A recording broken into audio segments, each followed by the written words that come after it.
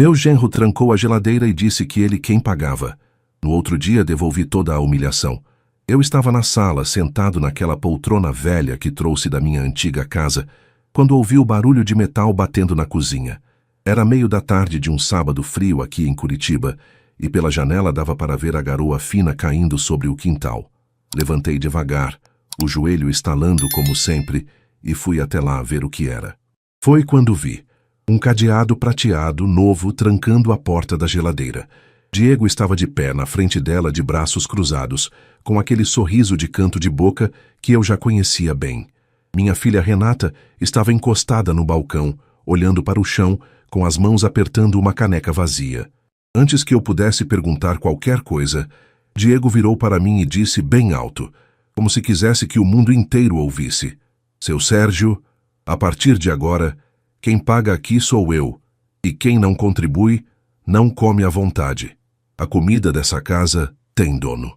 Senti meu peito apertar, como se alguém tivesse enfiado uma faca bem devagar entre as costelas. Olhei para Renata, esperando que ela dissesse alguma coisa, que defendesse o próprio pai. Mas ela continuou calada, os olhos grudados no chão de cerâmica fria. Naquele momento, entendi que minha filha tinha medo. E eu senti uma mistura de vergonha, raiva e uma tristeza tão grande que mal consegui respirar. Não respondi nada. Apenas virei as costas e voltei para a sala, sentindo as pernas pesadas como se carregasse o mundo nas costas. Sentei de novo na poltrona e fechei os olhos, ouvindo a chuva bater no telhado. Pensei na minha falecida esposa, Mariana, e em como ela ficaria destroçada se visse o que nossa filha estava permitindo que acontecesse comigo. Trabalhei 35 anos como motorista de ônibus, acordando às 4 da manhã, enfrentando trânsito, passageiros mal-educados, chuva, sol e tudo mais, sempre com dignidade. Criei Renata sozinho com Mariana, demos estudo, demos amor, demos tudo. E agora? Agora eu estava sendo tratado como um peso, como alguém que não merecia nem abrir a geladeira da própria casa onde morava. Fiquei ali, quieto, sentindo uma dor que não era física, mas que doía mais do que qualquer machucado no corpo. E foi então que, no meio daquela dor, veio uma lembrança. Lembrei de algo que Mariana tinha me dito, poucos dias antes de partir. Ela segurou minha mão, fraca, mas ainda firme no aperto, e sussurrou: "Sérgio, nunca abaixe a cabeça para ninguém. Deus vê tudo, e quem planta humilhação vai colher vergonha." Abri os olhos devagar.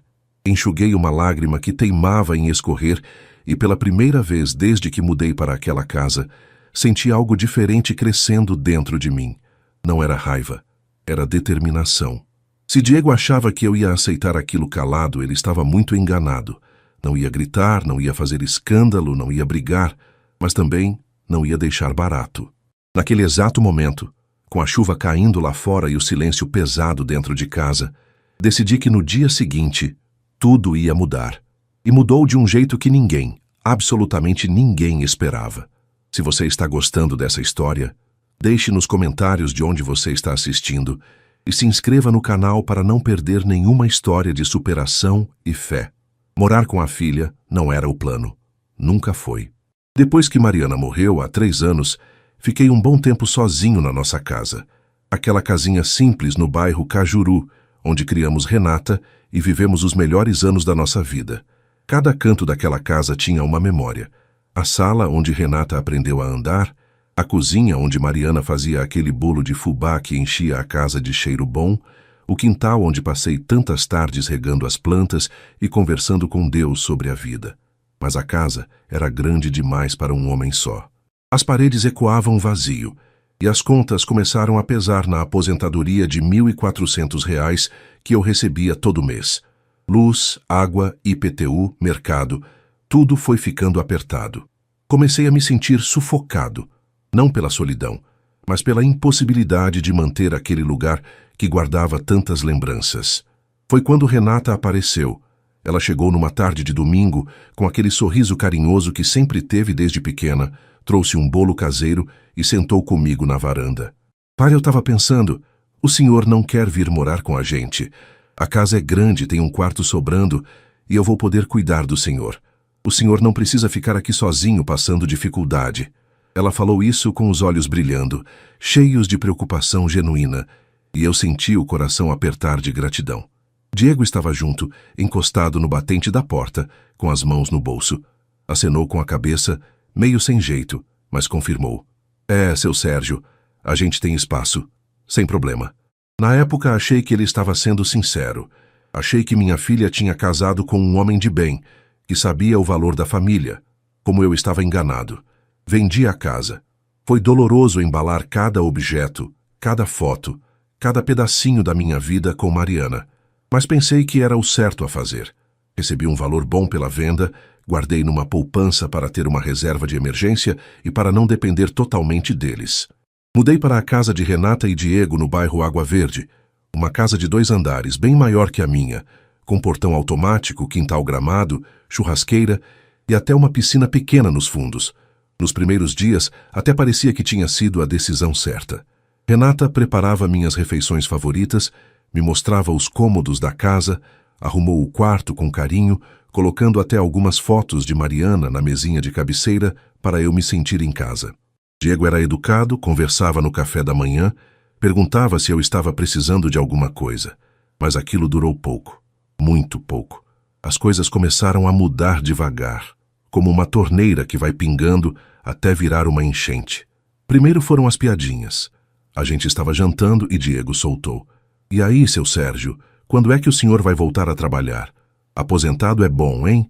Dá para descansar e ainda ganhar sem fazer nada. Ele riu. Renata deu uma risada sem graça e eu fingi que não me importei. Mas me importei. Depois vieram os comentários sobre as contas. Diego começou a reparar em tudo.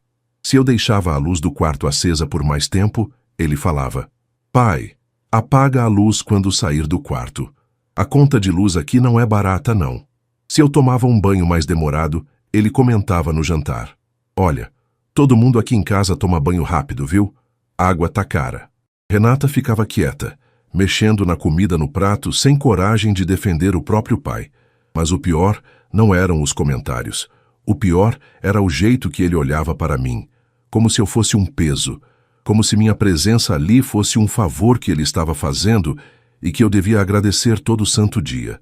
Comecei a me sentir pequeno dentro daquela casa grande.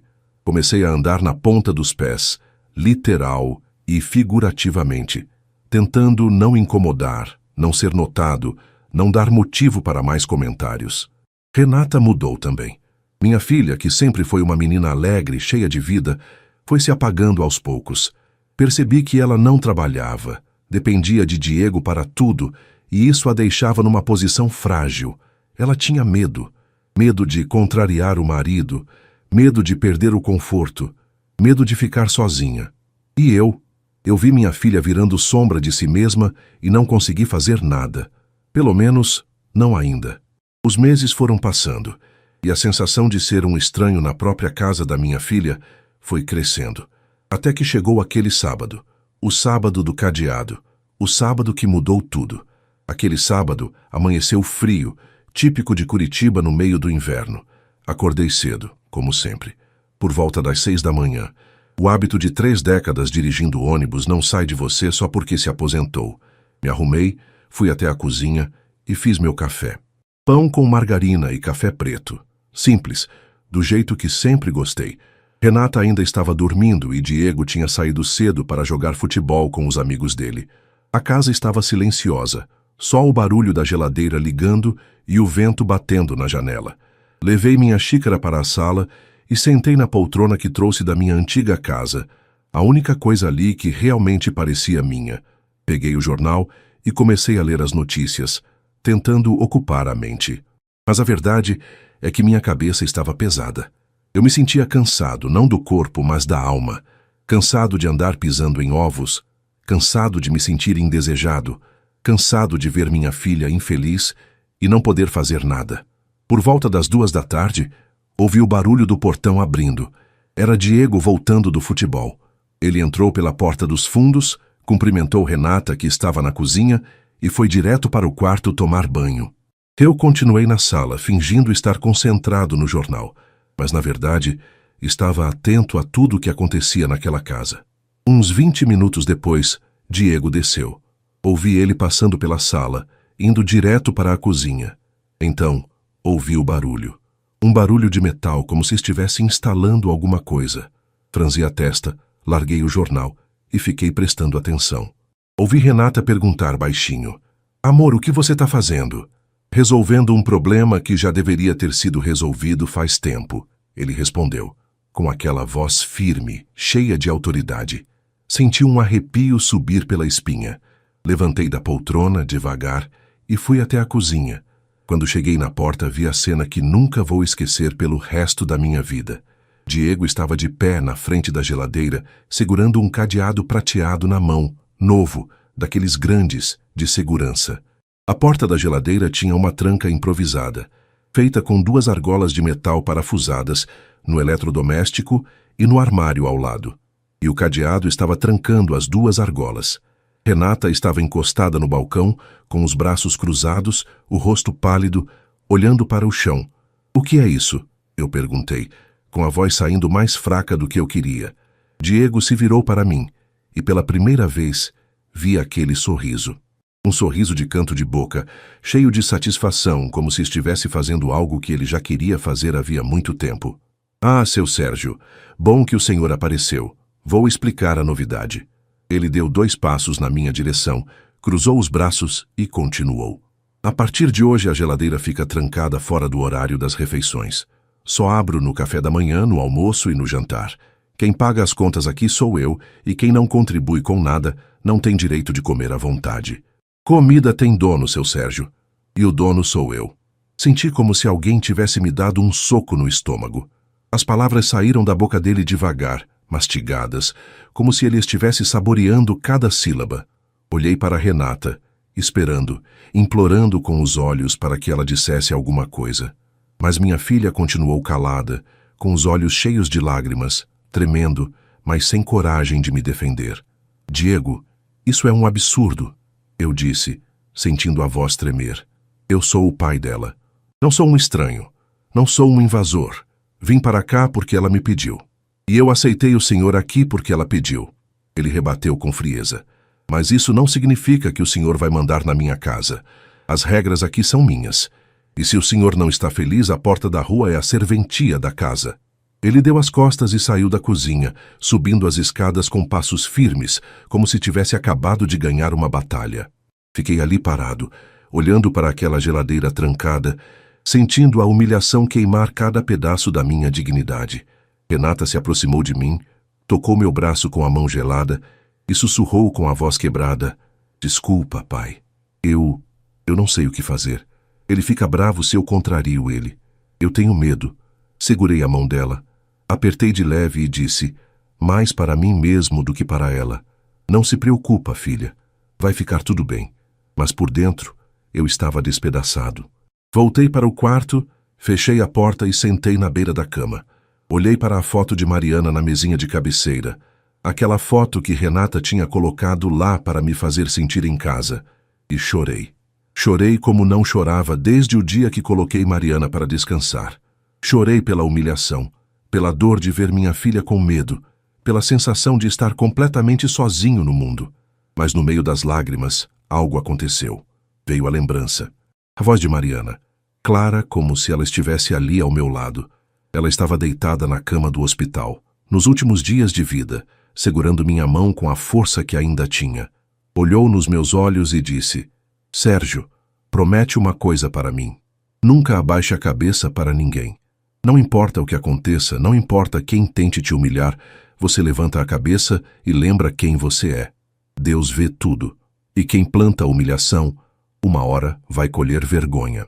Enxuguei as lágrimas, respirei fundo e levantei da cama. Fui até o armário e peguei a pasta de documentos que eu guardava embaixo de algumas roupas. Dentro dela estavam todos os papéis importantes da minha vida. Certidão de nascimento, de casamento, comprovantes, contratos e o inventário do espólio de Mariana. Sentei na cadeira ao lado da janela e comecei a ler, devagar, cada página. E foi então que vi. A casa onde eu estava morando, aquela casa que Diego achava que era só dele, tinha uma história que ele não conhecia. E essa história ia mudar tudo. Passei o resto daquele sábado trancado no quarto, lendo e relendo os documentos. Renata bateu na porta algumas vezes, oferecendo almoço, oferecendo café, perguntando se eu estava bem. Eu dizia que sim, que só estava cansado, que queria descansar. A verdade é que eu precisava de tempo. Tempo para processar o que tinha acabado de descobrir. A casa do Água Verde tinha sido comprada por mim e por Mariana em 2005, quase 20 anos atrás. Na época trabalhávamos os dois, eu como motorista e ela como auxiliar de enfermagem em um hospital particular. Juntamos dinheiro durante anos, fizemos um financiamento e compramos aquela casa como investimento. A ideia era alugar, ter uma renda extra para a aposentadoria. Mas quando Renata casou com Diego, em 2019, a gente decidiu dar a casa de presente para ela. Foi uma decisão em família, tomada com amor, com a intenção de ajudar nossa filha a começar a vida de casada com um bom pé. Mariana fez questão. Sérgio, vamos dar a casa para eles. A gente já tem a nossa. E eles estão começando agora. É nosso presente de casamento. Demos a casa. Mas por uma questão burocrática, o inventário nunca foi totalmente finalizado depois que Mariana faleceu. Na correria do luto, dos tratamentos, dos últimos meses difíceis, algumas coisas ficaram pendentes. E uma dessas coisas era a escritura definitiva da casa. Tecnicamente, legalmente, 50% daquele imóvel ainda estava registrado em meu nome. Diego não sabia disso. Tenho certeza absoluta. Ele achava que a casa era só de Renata. Ou pior, achava que era dele por direito de marido. E Renata provavelmente tinha esquecido. Ela nunca foi de ficar atenta à papelada. Sempre deixou essas coisas para mim e para Mariana. Mas eu não tinha esquecido. E agora, segurando aqueles documentos nas mãos, senti algo que não sentia há muito tempo. Senti que tinha uma carta na manga. Não era sobre dinheiro. Nunca foi. Eu não queria tomar a casa dela. Não queria expulsar minha filha ou causar sofrimento. Mas também não ia aceitar ser tratado como lixo dentro de um lugar que eu mesmo ajudei a construir. Diego precisava aprender uma lição. E eu ia ser o professor. Peguei o celular, procurei nos contatos e liguei para Maurício. Maurício Alves, meu amigo de mais de 30 anos, advogado aposentado, que tinha me ajudado com o inventário de Mariana e com a venda da minha casa.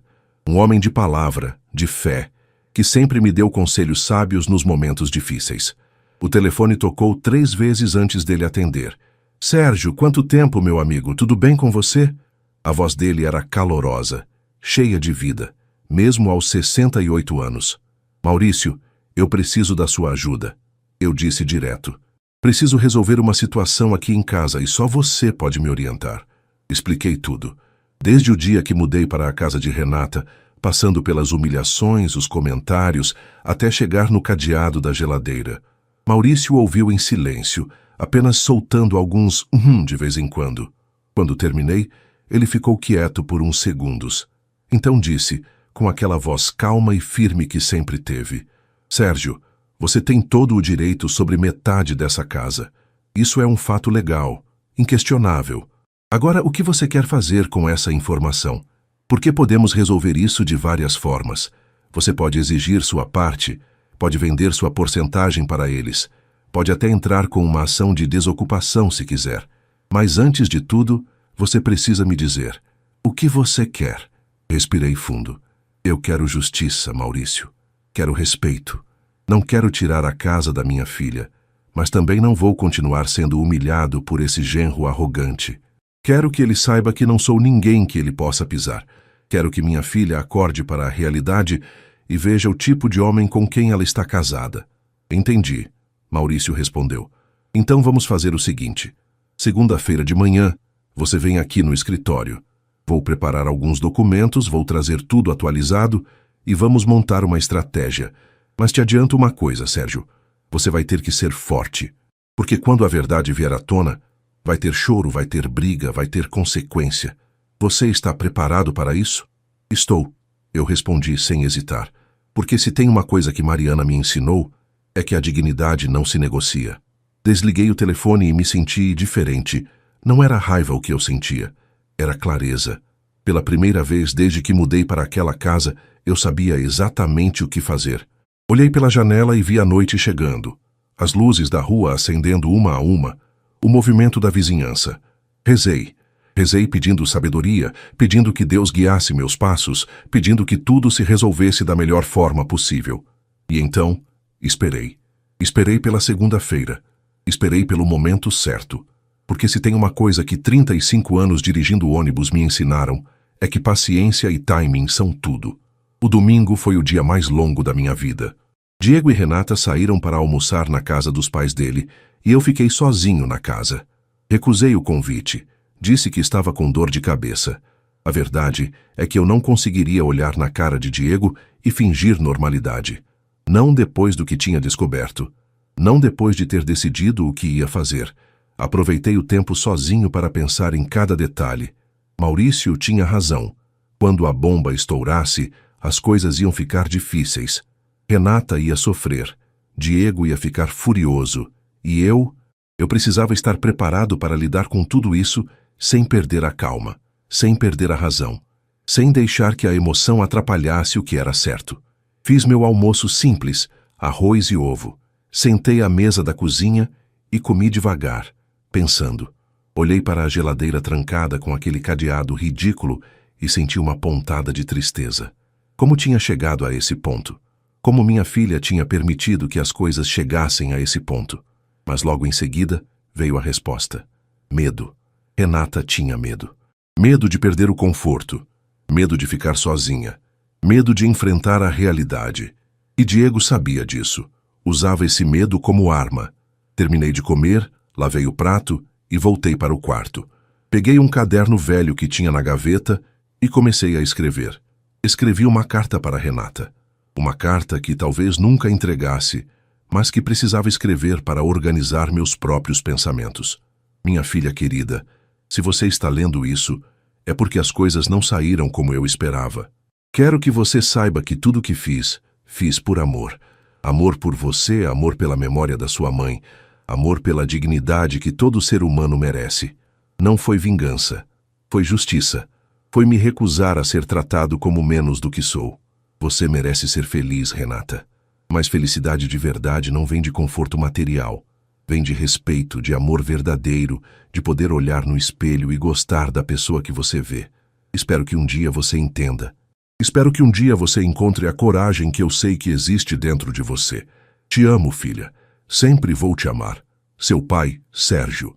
Dobrei a carta, guardei dentro do caderno e coloquei tudo de volta na gaveta. Então, deitei na cama e tentei descansar.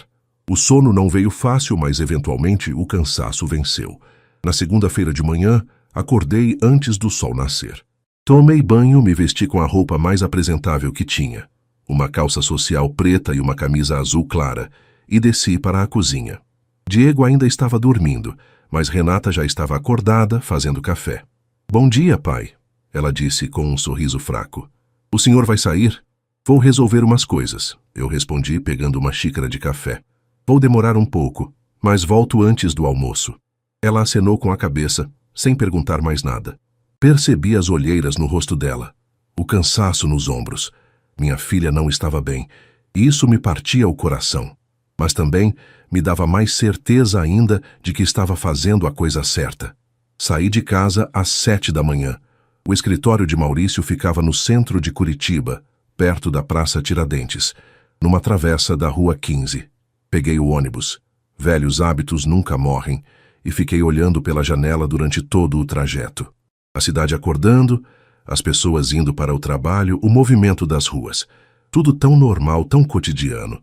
Mas para mim, aquele dia era qualquer coisa, menos normal. Cheguei no escritório às 8h30. Maurício já estava lá, com a mesa cheia de papéis, um café forte fumegando na xícara ao lado. Ele se levantou quando me viu.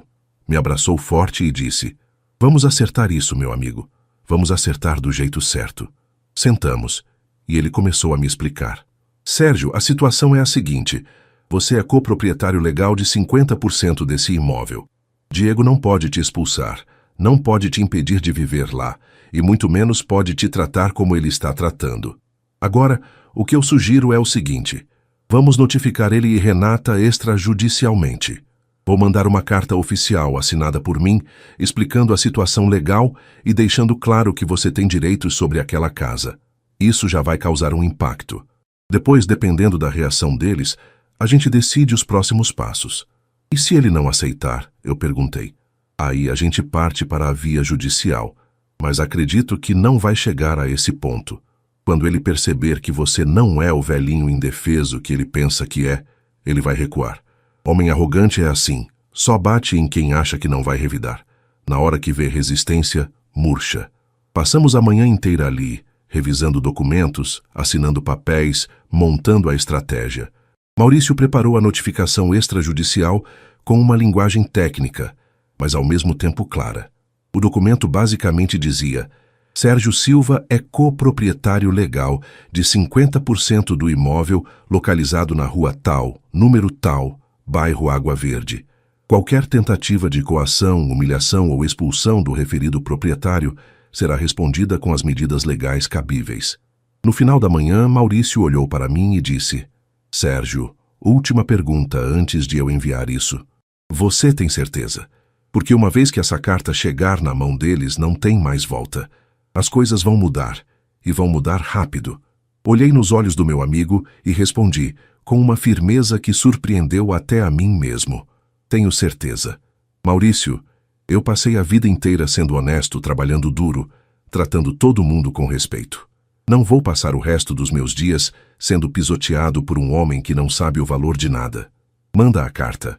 Maurício sorriu daquele jeito sábio dele e apertou meu ombro.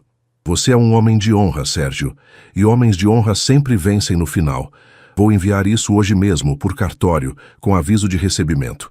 Eles vão receber amanhã no máximo. Saí do escritório me sentindo diferente, mais leve, mais forte. Voltei para casa no final da tarde e, quando cheguei, Diego estava na sala assistindo televisão. Ele me olhou de canto de olho e fez um comentário. Passeando pela cidade, seu Sérgio. Deve ser bom não ter preocupação na vida. Eu apenas sorri. Sorri porque sabia que nas próximas 24 horas aquele sorriso arrogante dele ia desaparecer, e eu ia estar lá para ver. Na terça-feira pela manhã eu estava na sala quando ouvi a campainha tocar. Eram 9 horas, e Renata foi atender. Ouvi ela conversando com alguém na porta, agradecendo, fechando. Então ela entrou na sala com um envelope grande nas mãos, daqueles oficiais com o selo do cartório estampado. Ela olhou para o destinatário e gritou: Amor, chegou uma correspondência para você. Diego desceu as escadas de moletom e chinelo, com cara de quem tinha acabado de acordar. Pegou o envelope da mão de Renata, olhou o remetente e franziu a testa. Escritório de advocacia? Que diabos é isso? Ele rasgou o envelope ali mesmo, na frente de todo mundo, puxou os papéis e começou a ler. Eu estava sentado na poltrona, fingindo ler o jornal, mas observando cada movimento, cada expressão. Vi o rosto dele mudar de cor. Vi os olhos dele se arregalarem. Vi a mandíbula dele travar. Ele leu uma vez, leu duas, leu três. Então olhou para mim, e pela primeira vez desde que nos conhecemos, vi medo nos olhos dele. O que significa isso? Ele perguntou, com a voz tremendo de raiva contida. Levantou os papéis no ar, como se fossem uma arma. O que diabos significa isso, seu Sérgio? Renata, assustada, pegou os papéis da mão dele e começou a ler. Sua expressão foi mudando também, de confusão para choque, de choque para incredulidade. Ela olhou para mim com os olhos arregalados. Pai, isso é verdade? A casa é sua? Dobrei o jornal com calma, coloquei na mesinha ao lado e olhei para os dois. 50% dela, para ser mais exato. Eu e sua mãe compramos essa casa há quase 20 anos. Quando você casou, a gente deu de presente para vocês. Mas o inventário nunca foi concluído depois que ela faleceu. Então sim, Renata, metade dessa casa ainda é minha. Diego estava vermelho. Vermelho de raiva, de vergonha, de humilhação. E o senhor ficou esse tempo todo calado, sabendo disso e não falou nada. Eu não precisava falar nada, eu respondi, mantendo a voz firme, mas tranquila. Vim morar aqui porque minha filha me convidou. Vim porque achei que seria bem-vindo. Vim porque achei que era uma família. Mas você, Diego, me mostrou que eu estava enganado. Você me tratou como um peso, como alguém que não merece respeito. colocou um cadeado na geladeira como se eu fosse um ladrão. Então agora você vai aprender que não se humilha ninguém impunemente, principalmente não dentro de uma casa que é minha. O silêncio que se seguiu foi pesado, cortante. Diego olhava para mim como se estivesse vendo um fantasma. Renata estava pálida, segurando os papéis com as mãos tremendo. Foi ela quem falou primeiro com a voz fraca. Pai, eu não sabia. Eu juro que não sabia. Eu sei que você não sabia, filha. E não estou bravo com você. Estou decepcionado, sim, por você ter deixado ele me tratar daquele jeito, mas não estou bravo. Olhei para Diego. Mas com você, Diego, eu estou muito mais que bravo. Estou decidido. Ou as coisas mudam aqui dentro, ou a gente resolve isso de outra forma. Diego cerrou os punhos. Por um momento achei que ele fosse partir para cima de mim, mas ele não fez nada. Apenas jogou os papéis no sofá e subiu as escadas, batendo a porta do quarto com tanta força que os quadros na parede tremeram. Renata se sentou no sofá, ainda segurando a notificação, e começou a chorar. Eu me levantei, fui até ela e coloquei a mão no ombro dela. Filha, eu não quero te machucar. Não quero tirar sua casa. Mas também não vou continuar sendo tratado assim. Você merece coisa melhor. Merece um homem que te respeite, que respeite sua família, que saiba o valor das coisas. Ela olhou para mim com os olhos vermelhos. O que eu faço agora, pai? O que eu faço? Você abre os olhos, Renata. Você para de ter medo e começa a viver de verdade. Porque a vida que você está vivendo agora não é vida, é sobrevivência. E você merece muito mais que isso. Deixei ela ali, chorando no sofá, e voltei para o quarto. Fechei a porta, sentei na cama e respirei fundo. A primeira parte estava feita. A bomba tinha explodido. Agora era esperar para ver como as coisas iam se desenrolar. Mas uma coisa eu sabia, não tinha mais volta. E, sinceramente, eu não queria que tivesse. Os dias seguintes foram tensos. Diego mal falava comigo. Quando a gente se cruzava na casa, ele desviava o olhar com a mandíbula travada, o orgulho ferido escrito em cada expressão. O cadeado da geladeira desapareceu no dia seguinte à chegada da carta. Simplesmente sumiu, como se nunca tivesse existido. Ninguém comentou nada, mas eu sabia o que aquilo significava. Ele tinha recuado. Renata estava dividida. Percebia isso em cada olhar, em cada gesto.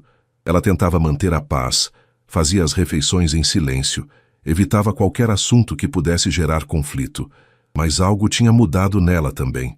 Ela começou a me olhar de forma diferente. Não com pena, mas com respeito.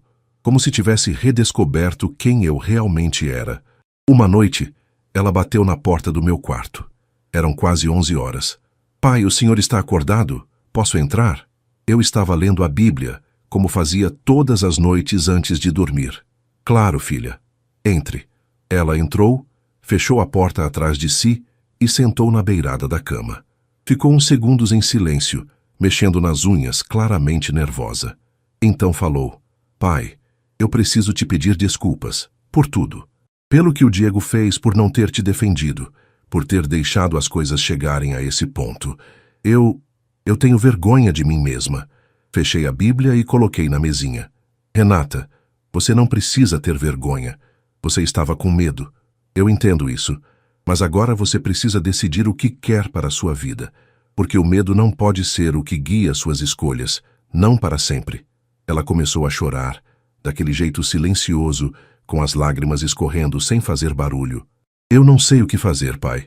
Eu não trabalho, não tenho dinheiro próprio. Não tenho para onde ir se eu sair daqui. Me sinto presa. Segurei a mão dela. Você não está presa, filha. Você só acha que está. Mas a verdade é que você sempre tem escolha. Sempre. Pode não ser uma escolha fácil, pode não ser uma escolha confortável, mas você tem. E quando chegar a hora, você vai saber o que fazer. Deus nunca abandona quem tem fé. Ela apertou minha mão, encostou a cabeça no meu ombro e ficamos assim por um tempo em silêncio. Foi um momento de conexão que não tínhamos há anos. E pela primeira vez em muito tempo, senti que minha filha estava voltando. A Renata de verdade, a menina forte que eu e Mariana criamos, estava ali embaixo de todas aquelas camadas de medo e insegurança. Na manhã seguinte, Diego me procurou. Eu estava na varanda dos fundos, tomando café e olhando os passarinhos no quintal.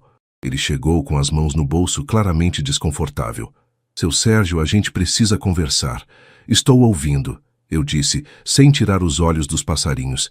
Ele respirou fundo. Olha, eu exagerei. Admito. O lance do cadeado foi longe demais. Mas é que essa casa dá muito gasto. E eu estava estressado com o trabalho, com as contas, e acabei descontando no senhor. Foi errado. Eu sei que foi errado. Virei para olhar para ele. Diego, o problema não é o cadeado. O cadeado foi só a gota d'água. O problema é o jeito que você me trata desde o dia que cheguei aqui. Como se eu fosse um estorvo. Como se minha presença fosse um favor que você está fazendo. Eu vim para cá porque minha filha me pediu. E vim com respeito, com gratidão. Mas respeito é uma via de mão dupla. Se você não me respeita, eu não tenho obrigação nenhuma de aceitar isso calado. Ele abaixou a cabeça. O que o senhor quer que eu faça? Quero que você trate sua esposa melhor. Quero que você pare de usar o dinheiro como arma.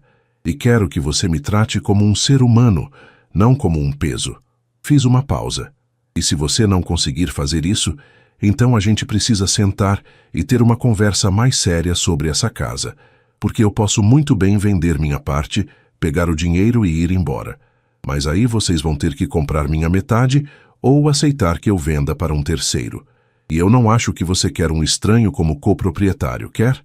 Ele ficou pálido. Claramente não tinha pensado nessa possibilidade.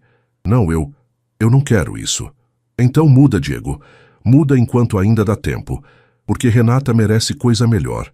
E você, se for esperto, vai perceber que tem uma mulher incrível do seu lado. Uma mulher que vale ouro, mas que você está jogando fora com suas atitudes.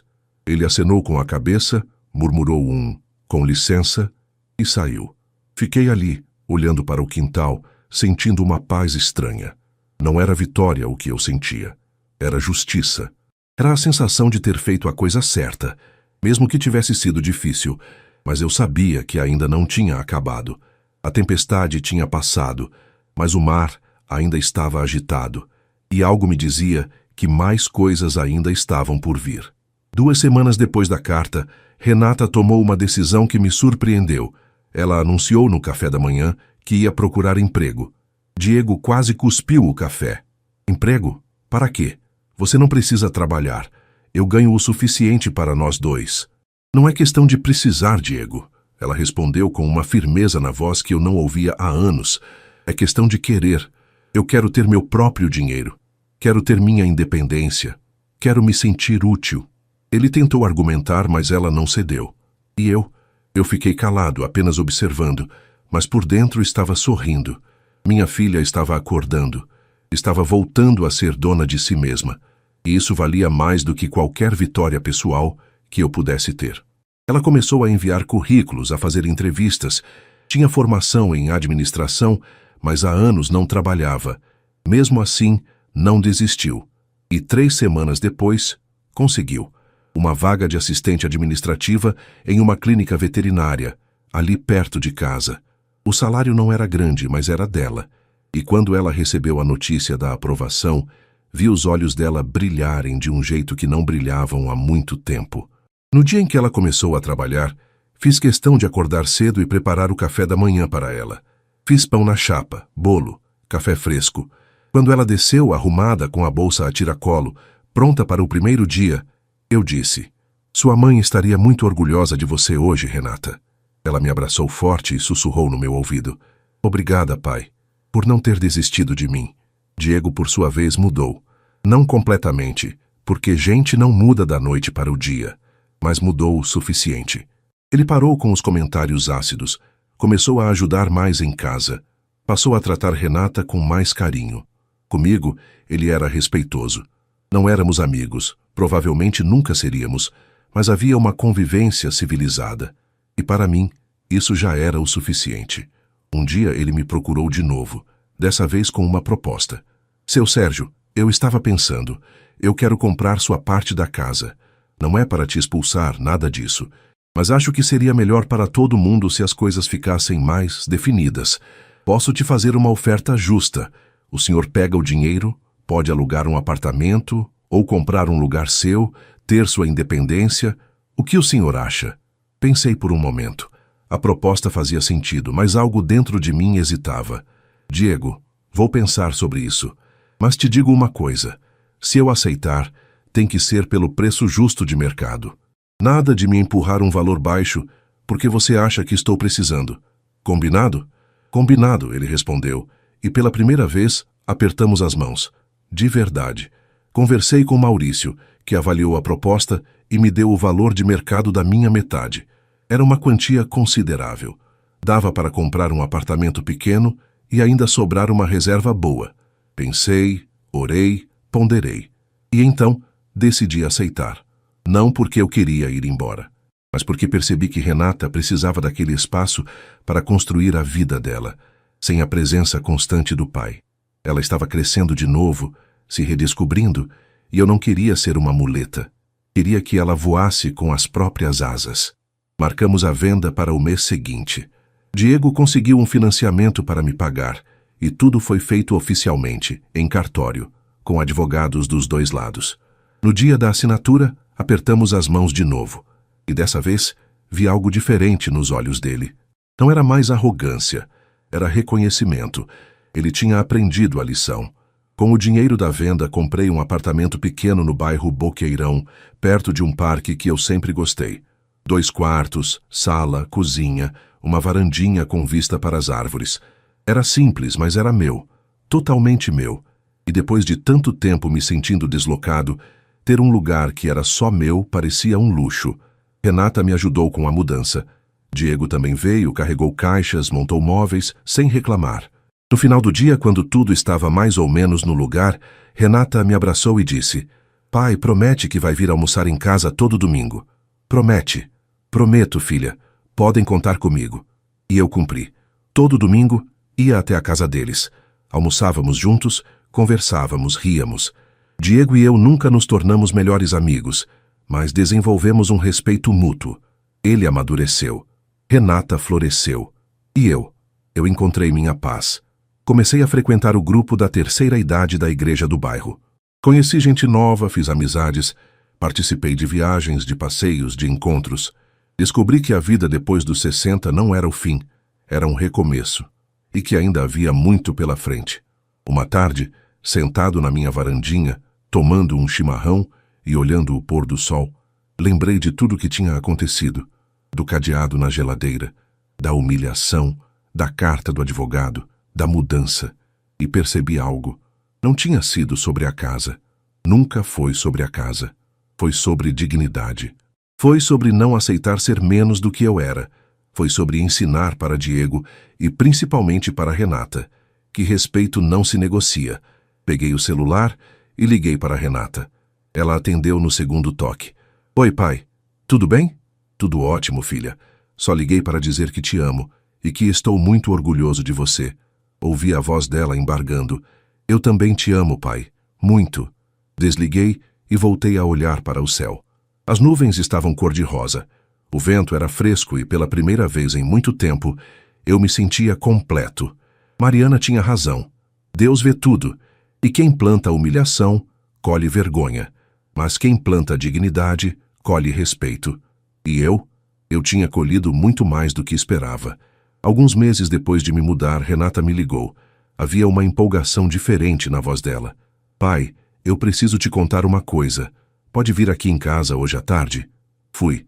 Quando cheguei, ela e Diego estavam sentados na sala com um sorriso no rosto. "Pai, senta aqui," ela disse, dando tapinhas no sofá ao lado dela. "A gente tem uma novidade." Diego segurou a mão de Renata e foi ele quem falou. "Seu Sérgio, a gente está esperando um bebê. Renata está grávida de 2 meses." Senti o coração disparar.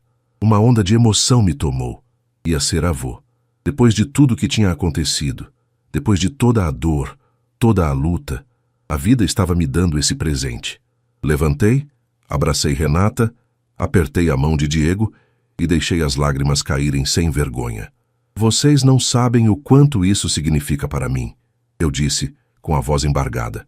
"Sua mãe ia estar tão feliz, Renata, tão feliz." A gravidez trouxe ainda mais mudanças. Diego se tornou mais atencioso, mais presente, mais responsável. Ele me procurou um dia e disse: "Seu Sérgio, Eu queria te agradecer pelo que o Senhor fez. Sei que na época pareceu duro, mas o Senhor me ensinou uma lição que eu precisava aprender. Me ensinou que ser homem não é só ganhar dinheiro. É tratar bem quem você ama. É ter respeito. E eu tô tentando ser esse homem. Todo dia, eu tô tentando. Apertei o ombro dele. Diego, o fato de você reconhecer isso já mostra que você mudou. Ninguém é perfeito. Eu também cometi erros na vida. Mas o importante é aprender. É crescer. E você tá crescendo. Fico feliz por isso. Quando meu neto nasceu, um menino lindo de olhos grandes e bochechas rosadas, eu estava lá no hospital. Segurei ele no colo, olhei para aquele rostinho pequeno e senti Mariana ali, comigo, sorrindo. Olha só, amor, eu sussurrei. A gente tem um neto. Nossa família continua. Diego e Renata me pediram para ser padrinho. Aceitei emocionado. E no dia do batizado na igreja, com toda a família reunida, olhei ao redor e vi o quanto as coisas tinham mudado. Vi Renata forte e independente, realizada. Vi Diego humilde, dedicado, transformado. Vi meu neto nos braços da mãe, cercado de amor. E percebi que tudo tinha valido a pena. Cada lágrima, cada confronto, cada momento difícil. Porque no final, a verdade sempre prevalece. A dignidade sempre vence. E o amor verdadeiro, aquele que vem com respeito e reciprocidade, sempre encontra seu caminho. Hoje, 3 anos depois de tudo o que aconteceu, vivo minha vida com tranquilidade. Meu apartamento é meu refúgio, meu cantinho de paz. Vejo meu neto crescer, participo da vida de Renata, mantenho uma relação cordial e respeitosa com Diego. As feridas sararam e no lugar delas cresceu algo mais forte, sabedoria. Às vezes, quando estou sozinho na varandinha, olhando o movimento da rua, penso em tudo que passei e agradeço. Agradeço por ter tido a coragem de não aceitar a humilhação. Agradeço por ter tido amigos como Maurício, que me ajudaram a lutar pelos meus direitos. Agradeço por Mariana, que mesmo não estando mais aqui, continua me guiando com suas palavras. Renata me disse, há algumas semanas, algo que nunca vou esquecer. A gente estava almoçando na casa deles, e ela veio até mim, me abraçou e sussurrou. Pai, obrigada por não ter desistido. Obrigada por ter me mostrado o que é ter dignidade. Eu era uma mulher perdida, com medo, sem voz. E o Senhor me ajudou a me encontrar de novo. Eu te amo. Segurei ela forte e disse, filha, eu não te salvei. Você se salvou. Eu só te mostrei que você era forte o suficiente para isso. Sempre foi. A história do cadeado na geladeira virou, estranhamente, uma piada de família. Hoje, a gente ri disso. Não porque foi engraçado. Não foi. Mas porque superamos. Porque crescemos. Porque aprendemos. E a lição que fica é simples, mas poderosa. Não importa a sua idade, não importa a sua situação, você sempre merece respeito. Nunca, jamais, aceite ser tratado como menos do que você é. Porque dignidade não é luxo, é direito. E quando você defende sua dignidade com firmeza, mas sem ódio, com justiça, mas sem vingança, você não só se salva, você ensina, você transforma, você deixa um legado. Hoje, quando olho para meu neto brincando no quintal, quando vejo Renata sorrindo de verdade, quando vejo Diego sendo um pai presente e um marido melhor, eu sei que fiz a coisa certa. Não foi fácil, mas foi certo. E se tem uma coisa que aprendi nesses 65 anos de vida, é que a vida não precisa ser fácil. Ela só precisa ser vivida com dignidade, com fé e com a certeza de que Deus sempre está ao nosso lado, guiando nossos passos, mesmo quando o caminho parece escuro. Então, se você está passando por algo parecido, se alguém está te humilhando, te diminuindo, te fazendo sentir pequeno, lembre-se, você é maior do que isso. Você merece respeito e tem força dentro de você para exigir isso.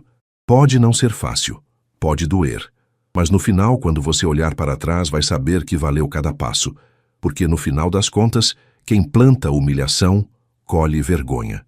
Mas quem planta dignidade, colhe respeito, amor e uma vida vivida de cabeça erguida. E não existe vitória maior do que essa.